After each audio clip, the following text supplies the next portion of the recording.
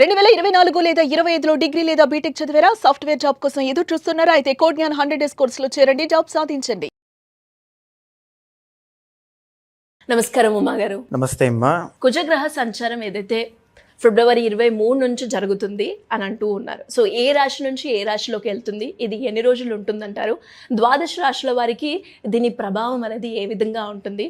And కొన్నిటికి రాజయోగం పట్టే అవకాశం ఉంది అని కూడా చెప్తూ ఉన్నారు. ఏ రాశుల వారికి జరుగుతుందంటారు? తప్పకుండా అమ్మా. ఫిబ్రవరి 23వ తారీఖు దగ్గర నుంచి ఏప్రిల్ 2వ తారీఖు దాకా కుజుడు అనేటువంటి ఆయన మకర రాశిలోంచి కుంభరాశిలోకి ప్రవేశించడం, సంచారం చేయడం జరుగుతోంది. 38 రోజుల పాటు కుంభరాశిలోనే కుజుడు సంచారం చేస్తూ ఉంటారండి. గ్రహాల యొక్క స్టేటస్ మనం ఒకసారి చూస్తే అమ్మా, గురువు అనేటువంటి ఆయన వక్రగతిలో మిథున రాశిలోనే సంచారం చేస్తున్నారు. కేతు అనేటువంటి ఆయన సింహరాశిలో సంచారం చేస్తున్నారు. తర్వాత కుంభరాశిలో ఇప్పుడు మాట్లాడుకునేటువంటి కుంభరాశిలో 4 గ్రహాలు ఉంటాయండి. రాహు ఆల్రెడీ ఎప్పటి నుంచో ఉన్నటువంటి రాహుతో పాటుగా ఫిబ్రవరి 13వ తారీఖున రవి అనేటువంటి ఆయన వెళ్ళారు. 4వ తారీఖున 6వ తారీఖున బుధ శుక్ర గ్రహ సంచారంలో అక్కడికి వెళ్ళడం జరిగింది. తర్వాత ఇప్పుడు మనం మాట్లాడుకునేటువంటి 23వ తారీఖు ఫిబ్రవరి నాడు కుజుడు అనేటువంటి ఆయన కుంభరాశిలోకి ప్రవేశిస్తారు. అదే స్థానంలో రాహు కూడా ఉండడం వల్ల, రవి కూడా ఉండడం వల్ల, కుజుడు కూడా యాడ్ అవ్వడం వల్ల కుజ రాహువుల యొక్క కంజంక్షన్ అనేటువంటిది కనబడుతోంది. ఈ కుజరాహుల కంజంక్షన్ ఎన్ని రోజులు ఉంటుందంటే 38 రోజులు ఉంటుందన్నమాట.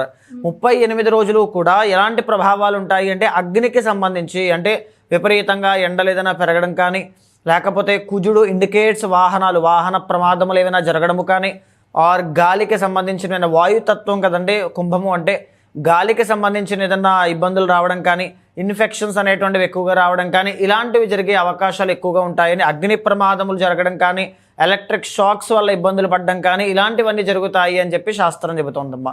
మీనరాశిలో శనిగ్రహ సంచారం కూడా జరుగుతోంది.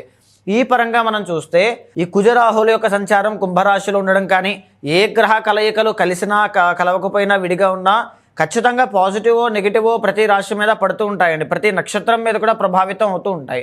సో ఆ పరంగా కుజ రాహుల యొక్క సంచారము కానీ, ఈ కుంభరాశిలో 4 గ్రహాల యొక్క సంచారము కానీ కొన్ని రాశుల వాళ్ళకి రాజయోగాన్ని చూపిస్తుంటే, కొన్ని రాశుల వాళ్ళకి కొద్దిగా ఇబ్బందులు, ప్రమాదములు, ఆపదలు, చిక్కులు, ప్రయాణములు, ఇలాంటివన్నీ కూడా ఖర్చులు అనేక రాశుల వాళ్ళకి చూపిస్తూ ఉన్నాయమ్మా. కుజగ్రహ సంచారం వల్ల ధనుసు రాశి వారికి ఏ విధంగా ఉంటుందంటారు దీని ప్రభావం? అండ్ ధనుసు రాశి వారికి ఏ స్థానంలో కుజుడు ఉండడం వల్ల ఎలాంటి ఎఫెక్ట్ ఉంటుందంటారు? తప్పకుండా అండి. ధనుసు రాశి వాళ్ళకి మనం చూస్తే అమ్మా, 3వ స్థానమైనటువంటి కుంభంలోకి కుజగ్రహ సంచారం ప్రవేశించబోతోంది. ఇక్కడ ఏంటంటే ధనుస్సు రాశి వాళ్ళకి ఆల్రెడీ గురుబలం అనేటువంటిది ఉంది, కొద్దో గొప్ప ఉంది, వక్రగతిలో ఉన్నా సరే ఉంది. ఉగాది దగ్గర నుంచి అద్భుతమైనటువంటి యోగాన్ని అయితే ఇంకా ఇవ్వబోతోంది జూన్ 1వ తారీఖు దాకా. ఇప్పుడు చూడండి, ఈ ధనుస్సు రాశి వాళ్ళకి 4వ స్థానంలో శని, అర్ధాష్టమ శని వల్ల పనుల్లో ఆటంకాలు, చికాకులు, కుటుంబంలో ఒత్తిడి, తల్లికి సంబంధించిన అనారోగ్య సమస్యలు వగైరా చాలా ఉన్నాయండి. అంటే పాజిటివ్ ఉంది, నెగిటివ్ ఉంది. ఇక్కడ ఈ 3వ స్థానంలోకి వెళ్ళినటువంటి రవి కానీ, కుజుడు కానీ, బుధుడు, శుక్రుడు, రాహు, ఈ గ్రహాలు అనేటువంటి పాజిటివ్ నెగిటివ్ అంటే 100% పాజిటివ్ అండి. రాజయోగం అనే చెప్పాలి. ఎందుకంటే 3వ స్థానంలో ఆల్రెడీ రాహు అనుగ్రహిస్తూ ఉన్నారు. తర్వాత రవి ఫిబ్రవరి 13వ తారీఖున వెళ్ళారండి. ఫిబ్రవరి 13 తర్వాత ధనుస్సు రాశి వాళ్ళు బాగా గమనించుకుంటే పనులు ఫాస్ట్గా మూవ్ అవ్వడం, ఏదో తెలియని కాన్ఫిడెన్స్, నేను చెయ్యగలను అనేటువంటి కాన్ఫిడెన్స్ ఉండడం, ఇలాంటివి ఏదోటి ఖచ్చితంగా కనబడతాయండి. తర్వాత ఏంటి అంటే ఆరోగ్య సమస్యలు మెరుగుపడడం కూడా కనబడుతూ ఉంటుంది. తర్వాత కుజగ్రహ సంచారాన్ని బాగా తీసుకుంటే కనుక ఈ కుజుడు 3వ స్థానంలో యోగిస్తారమ్మ.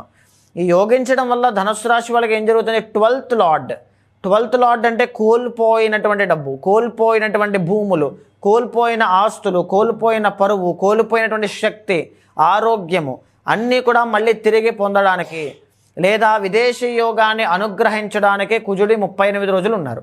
దీనివల్ల ఎలాంటి ఎఫెక్ట్స్ ఉంటాయి మేజర్లీ అంటే, ధనలాభము, ఖచ్చితంగా డబ్బు అనేటువంటిది విపరీతంగా పెరుగుతుంది. కోల్పోయినటువంటి డబ్బు మళ్ళీ తిరిగి పొందుతారు. మంచి ఆరోగ్యము, కోల్పోయిన ఆరోగ్యాన్ని మళ్ళీ తిరిగి పొందుతారు. కోరుకున్నవన్నీ కూడా పొందుట, కోల్పోయినవన్నీ కోరుకున్న వాటి రూపంలో మళ్ళీ తిరిగి పొందుతారు. ధనము, సుఖము ఖచ్చితంగా కలుగుతాయి. ఎందుకంటే 12th కదండి. 12th అంటే వృశ్చికం అంటే అష్టమం. అప్పుల బాధతో ఇబ్బంది పడేటువంటి వాళ్ళకి కానీ, లోన్స్ కానీ, ఈఎంఐస్ కానీ, కోర్టు వ్యవహారాలు కానీ, రియల్ ఎస్టేట్ కానీ, కన్స్ట్రక్షన్ కానీ, బిల్డర్స్ కానీ, క్లాషెస్ కానీ, ఏదైనా గొడవలు, సెటిల్మెంట్లు ఏమున్నా సరే ఈ 38 రోజులు ధనస్సు రాశి వాళ్ళకి రాజయోగం అండి. ధనము సుఖము ఖచ్చితంగా కలుగుతుంది, వస్త్రలాభం అనేటువంటిది జరుగుతుంది, ధనలాభం జరుగుతుంది, అధికార వృద్ధి కలుగుతుంది. అంటే మీకంటూ ఒక పేరు ప్రఖ్యాతులు అపారంగా పెరుగుతాయి, మీకంటూ గౌరవ మర్యాదలు పెరుగుతాయి. సో మాటకి విలువ పెరుగుతుంది, పేరు ప్రఖ్యాతులతో పాటుగా సంతాన సుఖం అనేటువంటిది కలుగుతుందండి. 3వ స్థానం కాబట్టి ధైర్యము, తర్వాత బంగారు వస్తువులు అనేటువంటివి కొనుగోలు చేయడం, రవి కుజ యోగించడం, రాహు యోగించడం, శుక్రుడు బాగుండడం, తర్వాత గురుబలం అనేటువంటిది ఉండడం, బంగారు యోగం అనేటువంటిది పడుతోంది ధనుస్సు రాశి వాళ్ళకి. ఈ 38 రోజుల్లో మాకు ఉద్యోగం లేదండి అనుకుంటే ప్రయత్నం చేయండి, వస్తుంది. ప్రమోషన్ కావాలనుకుంటే ప్రయత్నం చేయండి, వస్తుంది. సాఫ్ట్వేర్ రంగంలో అభివృద్ధి వస్తుంది. భూములు, వ్యాపారము, రియల్ ఎస్టేట్ ఉంటే దాంట్లో గ్రోత్ కనబడుతుంది. ఆరోగ్య సమస్యల నుంచి బయటపడతారు. సర్జరీస్ కానీ శస్త్రచికిత్సలతో బాధపడేటువంటి వాళ్ళకి ఉపశమనం కనబడుతుంది. ఎవ్రీథింగ్ అన్నీ కూడా ఈ 38 రోజుల్లో మంచి యోగాన్ని, శుభయోగాన్ని ధనస్సు రాశి వాళ్ళకి ఇవ్వబోతున్నాయమ్మా. సో ఉమా గారు మీరు అన్నట్టుగానే మరి ఈ రాశి వారు ఎలాంటి పరిహారం చేసుకుంటే అన్ని గ్రహాలు బాగున్నప్పటికీ కూడా ఇంకా కొంచెం బాగుండాలి అనుకునే వాళ్ళు కూడా ఆలోచిస్తూ ఉంటారు. సో అలాంటి వాళ్ళు ఎలాంటి పరిహారం అంటే అన్ని గ్రహాలు బాగుండడం కాదమ్మా, అర్ధాశ్రమ శని ఉంది కాబట్టి వచ్చేది చాలా పెద్ద అమౌంటే, కానీ ఈవేళ రాదు, రేపు రాదు, వచ్చేసింది అనుకుంటారు, కానీ ఎల్లుండి కూడా రాదు. అలా అలా అలా అలా నిరాశ సంవత్సరం దాకా అలా ఉంటుందండి. అలా అనమాట అర్ధాష్టమస్య కార్యహాని. ప్రతి పనిలోనూ ఆటంకాలు వస్తూ ఉంటాయి. బట్ ఇక్కడ రవి పనులు పూర్తవడానికి, అదే చెప్తున్నానండి, రావాల్సిన డబ్బులు, ఆ డబ్బు రావడానికి ఆ పనులన్నీ వెనకాలండే బ్యాక్ ఎండ్ డబ్బులన్నీ, ఆ పనులన్నీ క్లియర్ అయిపోతాయి. కానీ ఆ డబ్బు రావడం అదిగో వచ్చేస్తుంది, ఇదిగో వచ్చేస్తుంది, దారిలో ఉంది, ఇలా అనమాట. సో ఏదో ఒక డిలే, ఆరోగ్యం, ఫ్యామిలీ, మదర్, తర్వాత డబ్బులు ఖర్చులు, ఇలాంటివి చాలా ఎక్కువ అవుతుంటాయి అనమాట. ఆ విషయంలో కేర్ఫుల్గా ఉండాలి. మేజర్లీ చెప్పాలి అంటే శ్మశాన కాళీ అమ్మవారి ఆరాధన చేయాలి. సింగిల్ టైం శ్మశాన కాళీ అమ్మవారికి హోమము కానీ యాగము కానీ ఏదైనా చేస్తే 2.5 సంవత్సరాల పాటు ధనుస్సు రాశి వాళ్ళకి ఎలాంటి ప్రాబ్లము రాదమ్మా. సో ఉమా గారు మీరు అన్నట్టుగానే ఈ 12 రాశుల వారు ఏదైనా కూడా కుజగ్రహ సంచారం వల్ల ఇబ్బంది పడుతూ ఉంటే దానికి తగ్గట్టుగా పరిహారం చేసుకోవాలి అంటే ఏ విధంగా ఉంటుందంటారు? తప్పకుండా అమ్మ, ఒక్కొక్క రాశికి, ఒక్కొక్క నక్షత్రానికి, ఒక్కొక్క గ్రహానికి సంబంధించినటువంటి అదే దైవాలకి సంబంధించిన పరిహారాలు కొన్ని వేలు ఉన్నాయమ్మా. సో ఇక్కడ ఏంటి అంటే రవి బాగాలేకపోతే సూర్యుడికి చేసుకోవాలి, చంద్రుడు బాగాలేకపోతే లలితాదేవికి, కుజుడు బాగాలేకపోతే సుబ్రహ్మణ్య స్వామికి, ఇలా అనేక రకాలుగా ఉన్నాయి. కుజుడు అనేటువంటి ఆయన మీకు బాగాలేకపోతే సుబ్రహ్మణ్య ఆరాధన విశేషంగా చేయండి. కుజుడు బాగాలేనప్పుడు శాస్త్రం చెప్పింది రక్తదానం చేయమని చెప్పింది.